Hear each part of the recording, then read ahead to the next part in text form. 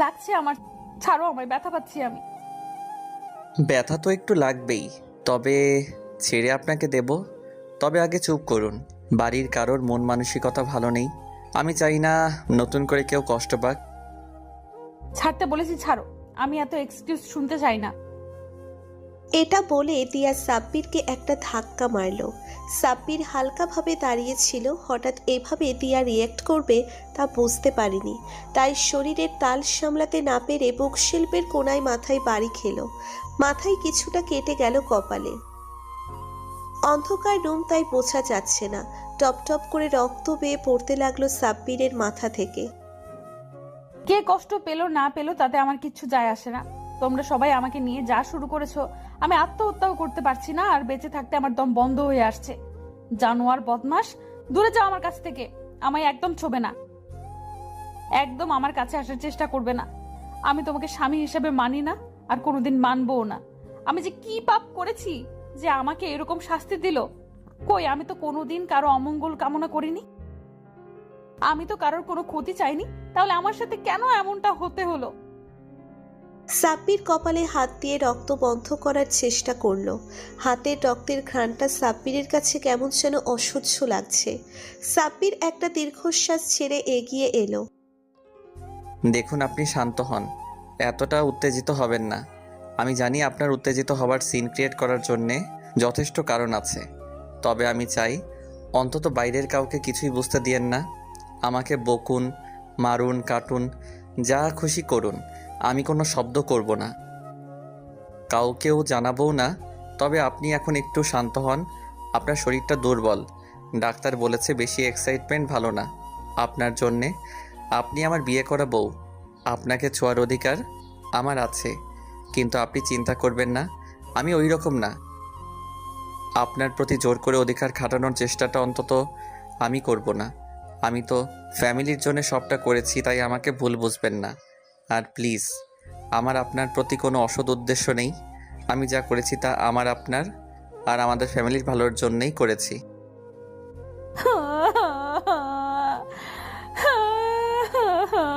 তোমরা সবাই মিলে আমাকে ঠকিয়েছো। আব্বু আম্মু, তোমরা সবাই মিলে আমার সাথে এমনটা করলে, তাই না? তোমাদের কারোর ভালো হবে না। সাব্বির যেন নিজেকেই সবকিছুর জন্য দোষী ভাবছে। আসলে এখানে দোষ কারোরই না।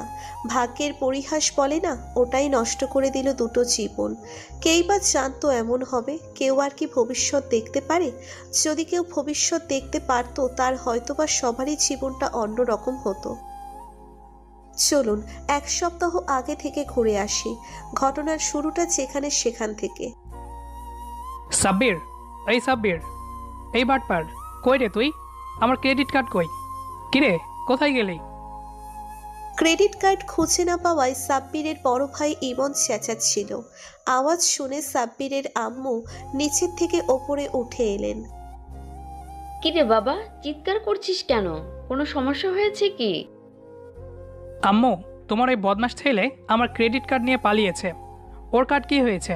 আমার কার্ড নিয়ে পালালো কেন? ও, এর জন্যই তো বলি হতচ্ছাড়াকে দেখছি না কেন। তাহলে এই মহান কাজ করে পালিয়েছে।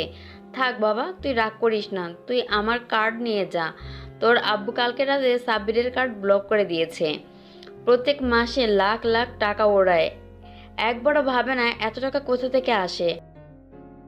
আর টাকা ভাঙে ভালো কথা, নিজে খরচ করে তো করে, তার সঙ্গ পাঙ্গ নিয়ে 8 থেকে 10টা ওদের কেউ দেয়। এই জন্যই তো বলি, ও তো আমার জিনিস ধরে না। থাক, বাদ দাও। আমি বকেছি এসব বলো না, মহারাজ আবার রাগ করবে। আমি অফিসে যাচ্ছি আম্মু, আমি গেলেই আব্বু আসবে। আজকে নাকি আবার কিসের ক্লায়েন্ট এসেছে বাইরে থেকে, মিটিং আছে 2টা, আসতে দেরি হবে। বাবা, তোর শরীরটা ভালো না, বলছিলাম কি একটু হাসপাতালে গিয়ে চেক আপ করে আসতে যদি। আচ্ছা আম্মু, তুমি চিন্তা করো না, আবহাওয়া চেঞ্জ হচ্ছে, এজন্যই হয়তো বা।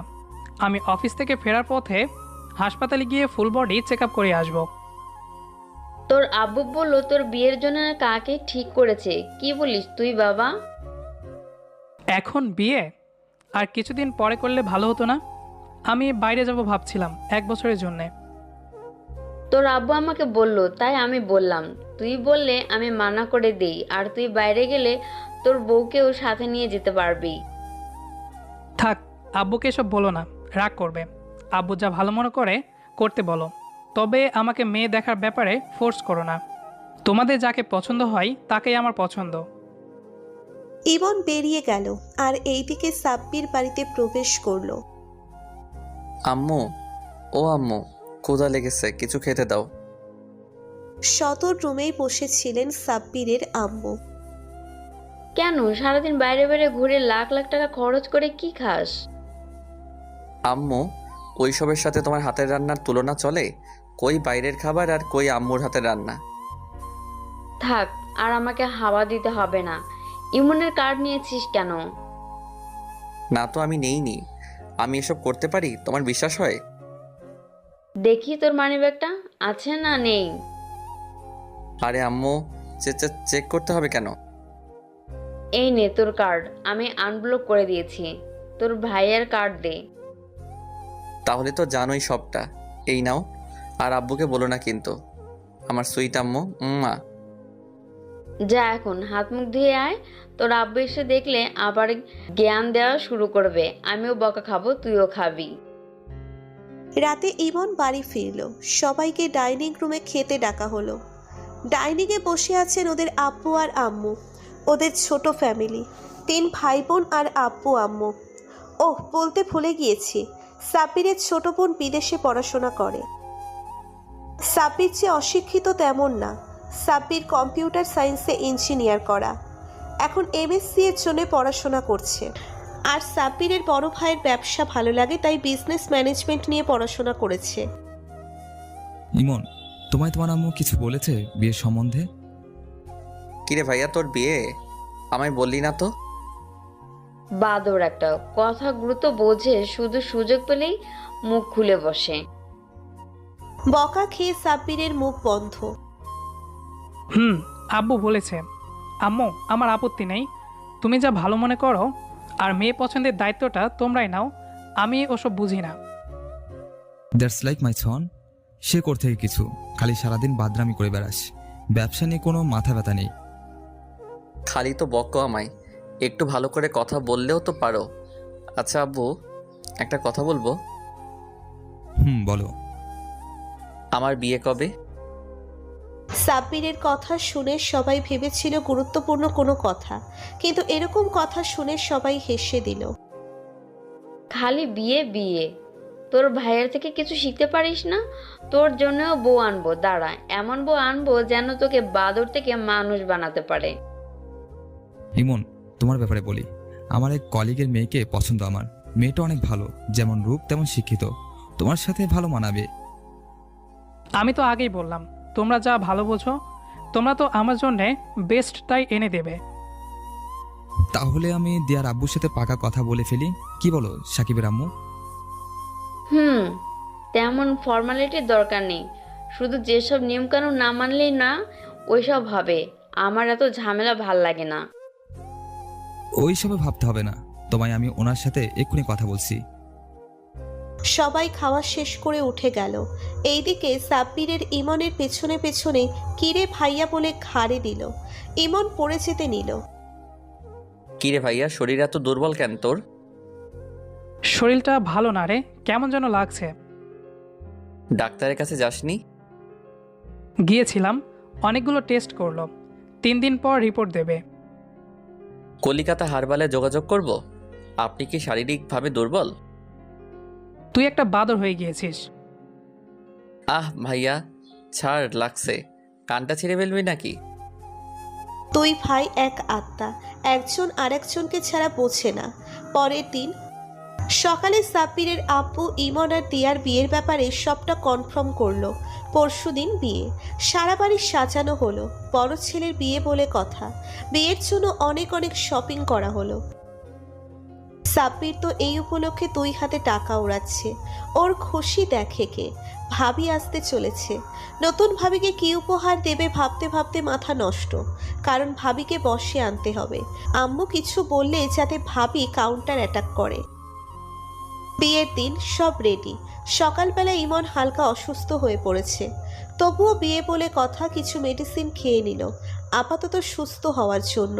বিয়ে বাড়িতে সাব্বির ইমনকে ইমনের বন্ধু আর বন্ধুদের সাথে ছেড়ে দিয়ে মেয়েদের সাথে ফ্ল্যাট করতে বের হলো। যে যাই বলেন, বিয়ে বাড়ি হলো পরী দেখার জায়গা। নানান জেলার নানান রঙের লালপরি নীলপরি সব দেখা যায়। হঠাৎ সাব্বিরের ফোনে একটা ফোন এলো। হ্যালো, হ্যাঁ ভাইয়া বল, কোনো সমস্যা? আমার শরীরটা অনেক খারাপ লাগছে রে। আমি বোধহয় যে কোনো সময় জ্ঞান হারাবো। কেন, ডাক্তার রিপোর্ট দেয়নি এখনো? ফোন দিয়েছিলাম, আজকে দিবে নাকি বললো। তুই এক কাজ কর, আমার জন্য কিছু প্রাইমারি মেডিসিন নিয়ে আয়, আমি তোকে মেসেজে বলে দিচ্ছি। আচ্ছা দে, আমি এখনই যাচ্ছি। তুই চিন্তা করিস না, কিছুই হবে না। জাস্ট বিয়েটা করে নে, তারপর তোর ট্রিটমেন্টের ব্যবস্থা করতেছে আমি। আপাতত একটু সহ্য করে নে ভাইয়া। সাব্বিরের মনটা হঠাৎ ভার হয়ে গেল। সাব্বির ছোটবেলা থেকে তার ভাইয়াকে দেখে এসেছে ইমন কোনো দিন এমন অসুস্থ হয় না। ওর স্বাস্থ্য অন্যদের চাইতে অনেক ভালো থাকে। সাব্বির আর দেরি না করে ঔষধ আনার জন্য বের হয়ে গেল। ঔষধ এনে ইমনকে খাইয়ে দিল। হালকা ভালো লাগছে বলল ইমন। এইদিকে বিয়ের সময় ঘনিয়ে এসেছে, আর মাত্র 1 ঘন্টা বাকি আছে। তখনই সাব্বিরের ফোনে আর একটা ফোন এলো। ফোন হাতে নিয়ে দেখলো অহনা। অহনা সাব্বিরের ছোট বোন। এই ভাইয়া, বিয়ে বাড়ির গেটে আয়, আমাকে নিয়ে যা। তুই বিয়ে বাড়িতে? তুই না অস্ট্রেলিয়ায়? আমার বড় ভাইয়ের বিয়ে, আর আমি বিদেশে বসে থাকবো? গাড়ি নিয়ে বাড়ির ভেতরে আয়, আমি আসছি। অহনা গাড়ি নিয়ে বাড়ির ভেতরে প্রবেশ করলো। সবাই তাকিয়ে রয়েছে, কারণ অহনা দেখতে যথেষ্ট সুন্দর, কোনো অংশে কারোর চাইতে কম না। অহনা গাড়ি থেকে নেমে সাব্বিরকে জড়িয়ে ধরল। সাব্বিরের আদরের বোন অহনা কখনো একটা থাপ্পড় পর্যন্ত দেয়নি অহনাকে। চলে আম্মু, আব্বু দেখলে খুশি হবে। আর বিয়েতে বেশি সময় বাকি নেই। সবার হাসি আনন্দের মাঝে বিয়েটা সম্পন্ন হলো।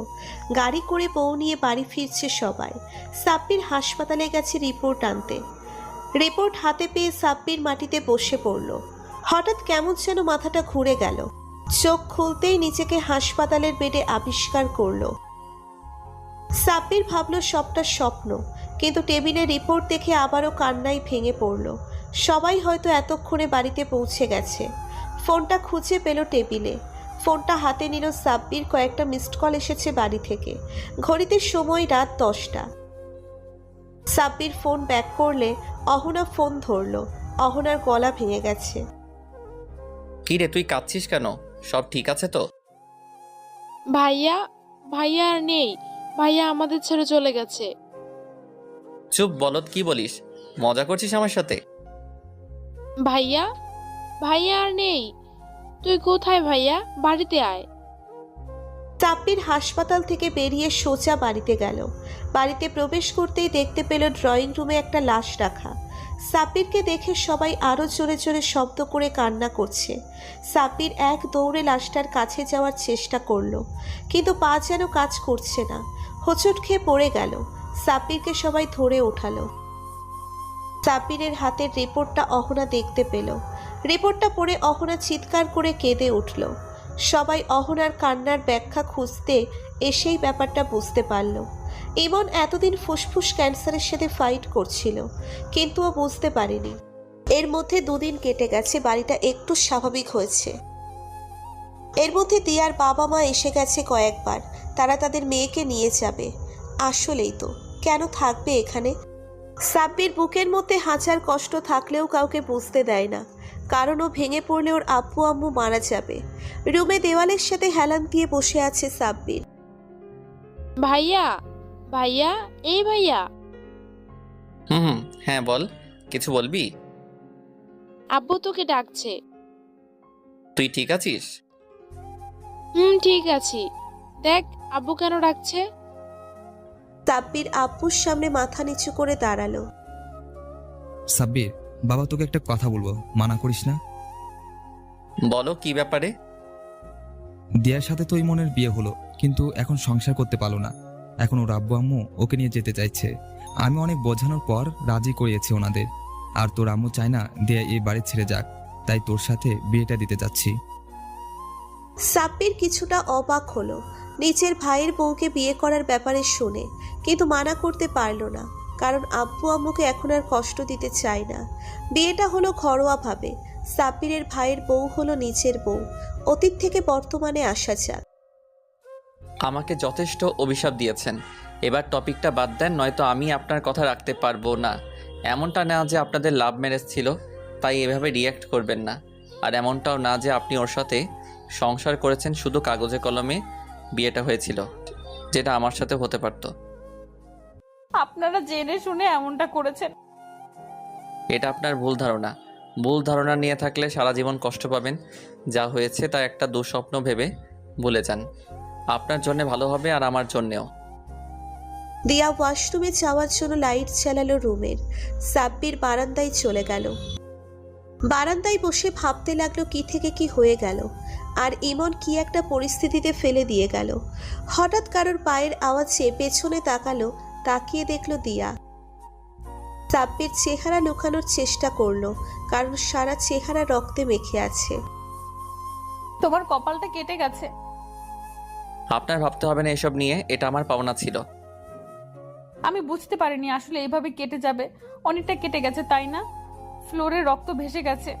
এইদিকে আসুন, আমি ব্যান্ডেজ করে দিচ্ছি। প্রয়োজন নেই, আমি করে নেব। শুধু আপনি এমন কোনো কাজ করবেন না যাতে আমার বাবা মা কষ্ট পায়। এখনো রক্ত পড়ছে, ব্যান্ডেজ না করলে অসুস্থ হয়ে পড়বে। সাব্বিরের এবার একটু রাগ হলো। সাব্বির সামান্য এগিয়ে গেল, দিয়া কিছুটা পিছিয়ে গেল। পেছনে খানিকটা রক্ত পড়েছিল, দিয়া পিছলে পড়ে যেতে নিলে সাব্বির ধরে নিল দিয়াকে। দিয়া এবার স্পষ্ট আলোয় চেহারাটা দেখল। দিয়ার মায়া হলো, ফর্সা চেহারা রক্তে লাল হয়ে গেছে। রক্তে পরনের পাঞ্জাবির রং বদলে গেছে। সাব্বির দিয়াকে দাঁড় করিয়ে ছেড়ে দিল। সরি, ধরতে চাইনি, পড়ে যেতেন তাই আর কি। তোমার ব্যান্ডেজটা করে দেই, এদিকে আসো, বসো। সাব্বির এবার খানিকটা অবাক হয়ে গেল, যেন সাব্বিরকে শাসন করছে। সাব্বির কোনো ব্যথা পেলে ইমন এমন করত। সাব্বিরের চোখ দিয়ে জল চলে এলো। আসলে সাব্বির একেবারে বাচ্চাদের মতো, কিন্তু পরিস্থিতির অববাহিকায় কঠিন করে ফেলেছে নিজে। দিয়া সাব্বিরকে ব্যান্ডেজ করে দিতে লাগলো। কাঁদছো কেন বাচ্চাদের মতো? ইমন আমাকে এভাবে ব্যান্ডেজ করে দিত কেটে গেলে। দিয়া একটা দীর্ঘশ্বাস ফেলল। হয়তো এতক্ষণে পরিস্থিতির কাছে নিজেকে আত্মসমর্পণ করলো। 1 বছর পর দিয়া সাব্বিরকে মেনে নিয়েছে স্বামী হিসেবে। সাব্বির, তোমার ওয়ালেটটা ফেলে গেছো, নিয়ে যাও। ও সরি, ভুলে গেছিলাম। অফিসে কয়েকদিন যাবৎ প্রচুর চাপ, তাই মাথা ঠিক কাজ করে না ঠিক মতো। এখনই এই অবস্থা, কদিন পর যখন বাবা হবা তখন কি করবা? তখনকারটা তখন বোঝা যাবে। এখন যাই প্লিজ, দেরি হয়ে যাচ্ছে। তাড়াতাড়ি বাড়ি ফিরো, কেমন? একা একা ভাল লাগে না। মা, টেনশন নিও না, যাব আর আসবো।